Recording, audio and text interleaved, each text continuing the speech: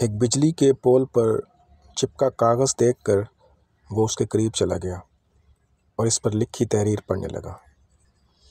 اس کاغذ پر لکھا تھا، اس راستے پر کل چلتے ہوئے میرا 50 روپے کا نوٹ گر گیا، مجھے ٹھیک سے دکھائی بھی نہیں دیتا، جس کو بھی ملے برائے کرم پہنچا دے، اور نیچے گھر کا ایڈریس لکھا ہوا تھا۔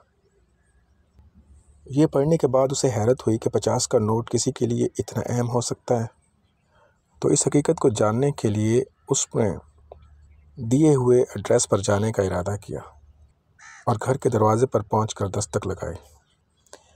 ایک ضعیف عورت وہاں سے لاٹھی کا سہارا لیتے ہوئے باہر آئی۔ پوچھنے پر معلوم ہوا تو پتہ چلا کہ بڑی بھی گھر میں اکیلی رہتی ہیں اور انہیں دکھائی بھی کم دیتا ہے۔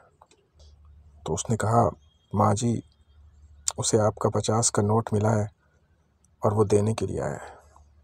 یہ سن کر بڑھیا روتے ہوئے بولی کہ بیٹا، ابھی تک تقریباً 50 کے قریب لوگ اسے 50 کا نوٹ دے گئے ہیں۔ وہ ضعیف ہے، ان پڑھ ہے اور اسے دکھائی بھی نہیں دیتا۔ پتہ نہیں کون اس کی حالت کو دیکھ کر اس کی مدد کرنے کے لیے یہ لکھ کر چلا گیا۔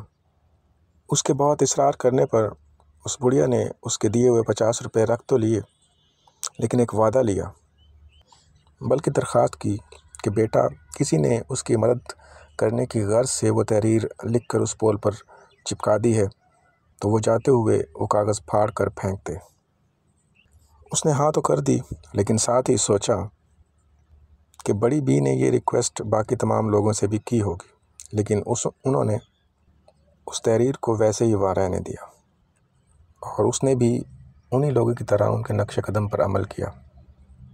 ساتھ ہی اس شخص کے بارے میں سوچا جس نے اس بوڑھی ضعیف عورت کی مدد کرنے کے لیے وہ تحریر لکھ کر وہاں پر لگا دی تھی، تاکہ اس ضعیف بڑھیا کی مالی مدد کا ذریعہ بنا رہے۔